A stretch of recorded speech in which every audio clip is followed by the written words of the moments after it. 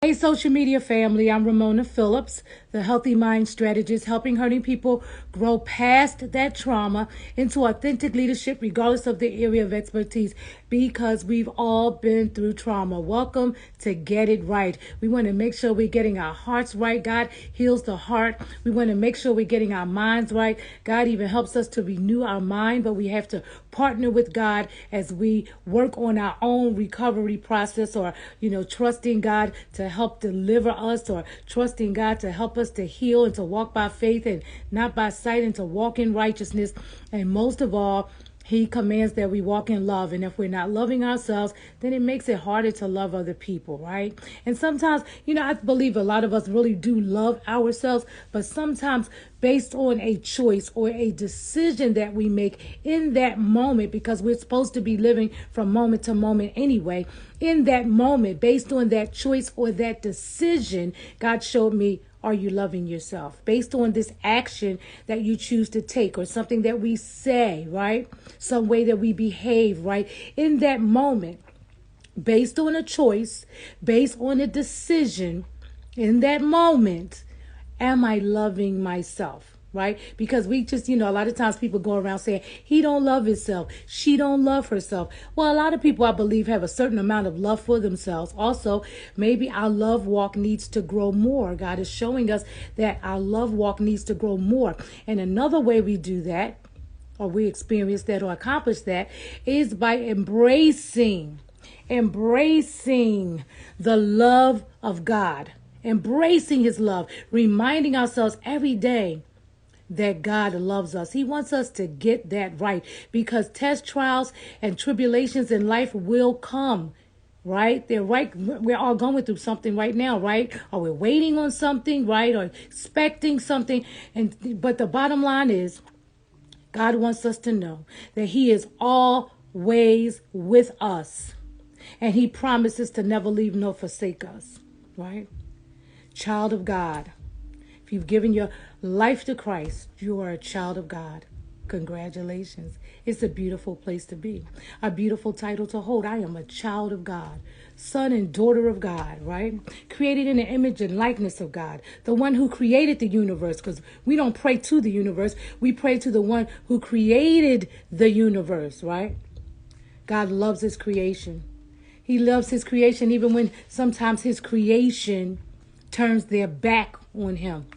He still gave his son Jesus to die for us on the cross. And then Jesus said, it is finished. So we have no excuse, regardless of how much trauma we've experienced, we have no excuse to just say, God, help me. God, help me. I don't know what to do. I don't know it all, right? I don't know who can help me. I don't know what. God, help me. God, help me. That's how my recovery journey started. A prayer in my little bathroom 29 years ago, in my half bath, right? God, help me. I feel like I've done all I know how to do. And I know God was like, yay. She finally surrendered. She finally realizes that it wasn't meant for her to try to fix it all and do it all by herself. And she can't change her husband or anyone else, right? But she can change herself. If she partners with me, if she learns to trust me, that's how it works, right? So anyway, I want to share a quick message with you, and then I got to go. The gift that you have, I read this morning, and I said, this is my message. This is it right here. Because so many people still struggle with their gifts and knowing what it is that they can do, right? To knowing what their purpose is, in other words, right? and God is showing me it's a lot more simple than a lot of people believe. All we got to do is still trust the process. Still trust the process.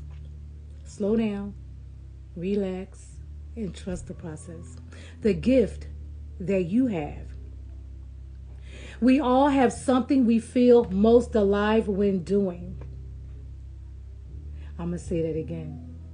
Because God wants us to be in touch with our feelings, the good feelings and the negative feelings, the uncomfortable feelings, the fear, the anger, the resentment, whatever it is, the feelings of insecurity, the jealousy. God wants us to know what that God wants us to know what that feels like, so that we can identify the feeling or label the feeling, acknowledge the feeling so that we know, okay, this is what it is. I'm angry at this moment. I'm sad in this time. And why am I sad? Why am I angry? What's going on? I might just be hungry, right? Your blood sugar might just be low. But God wants us to have that awareness of how we're feeling and what's going on with us so that we can have an attitude of gratitude. And sometimes we need to change our thoughts when we're not feeling so good.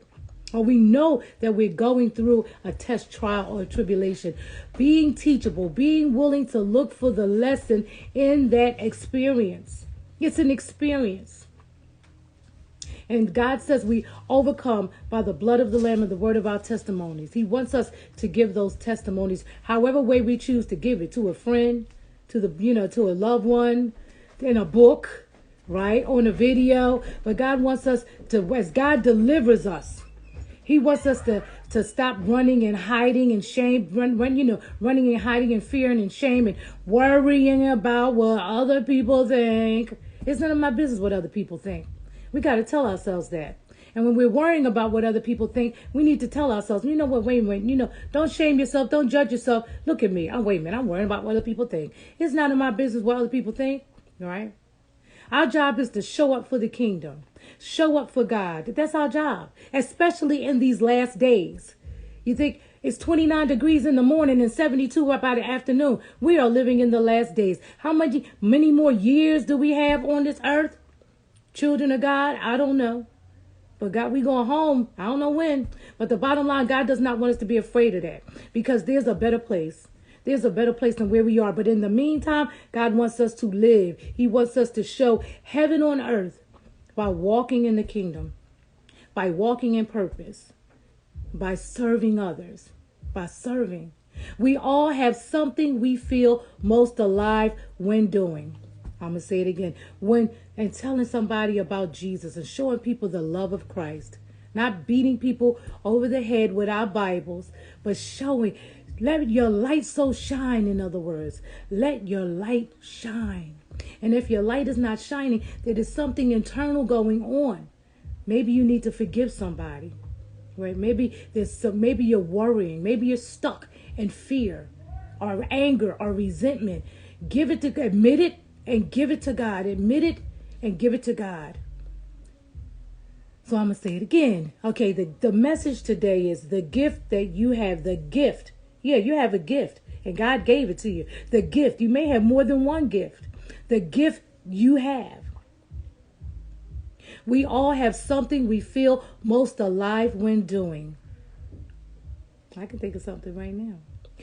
Call it a hobby, a talent, a passion, or your niche.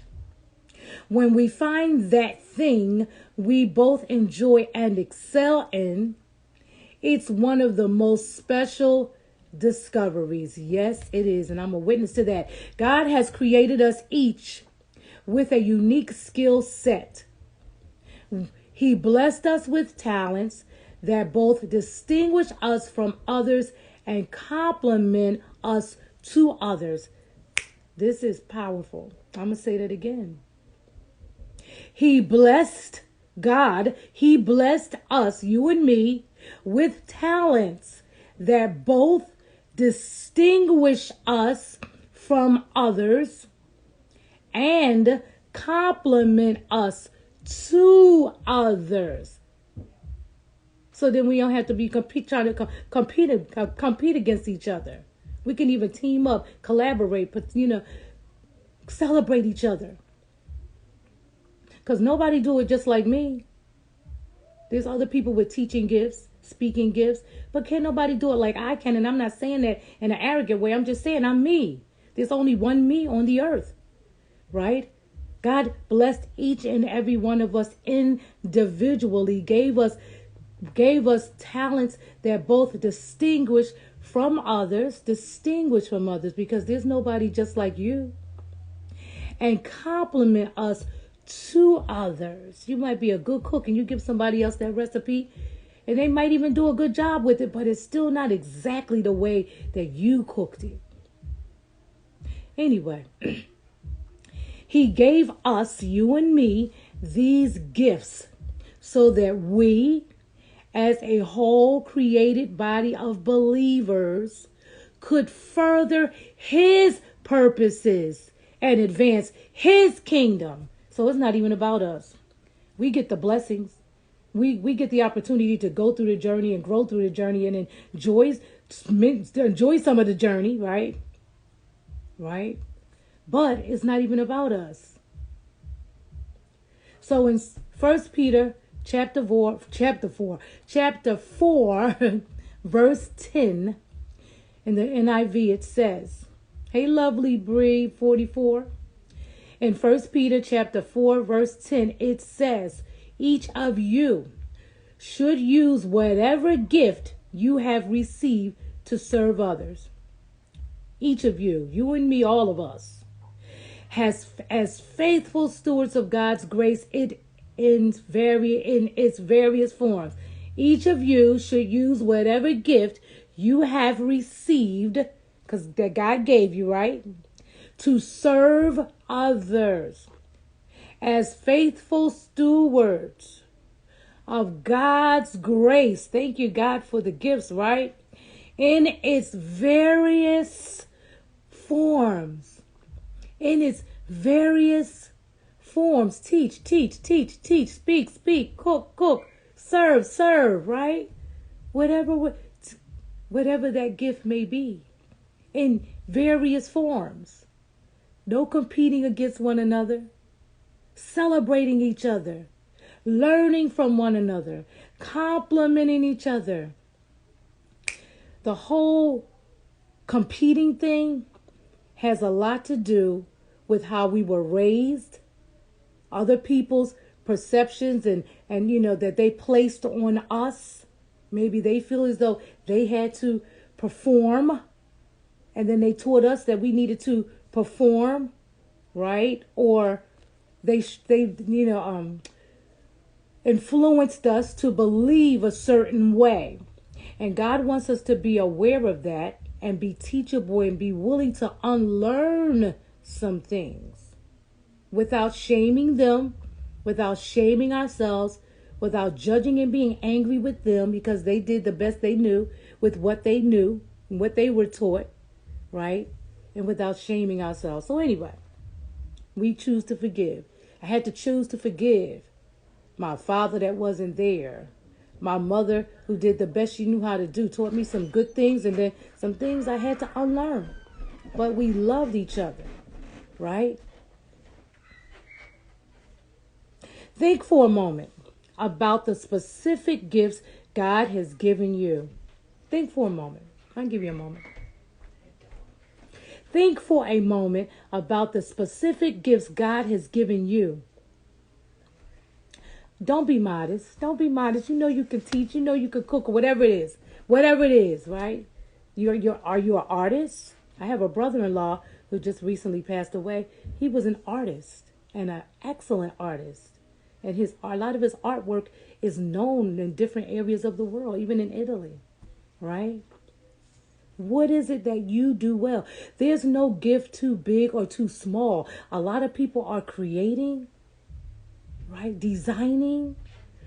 What is it that you do well and you're serving God's kingdom with it? You're serving the people, right? You're sharing it with others. And you know what? God just came up in my spirit with the right attitude. With the right attitude. Walking in love. And being willing to share. Being willing to share. It's okay to share with the person who asks you, well, where do you get your t-shirts from? Don't look at them all funny. I can't believe you. No, where do you get your t-shirts from? I mean, who created your t-shirt? I'm not trying to copy your design. I just like the quality of the shirt. Who created that for you? Right? We all have our own distinguished gifts, right? So think about it for a moment. Think about it. The specific gifts God has given you. And don't be modest. It's okay to say, I'm good at this, I'm good at that. Just give God the glory for it. Give God the glory. Thank you, God, for giving me these gifts. What do you want me to do with these gifts? Who do you want me to serve with these gifts?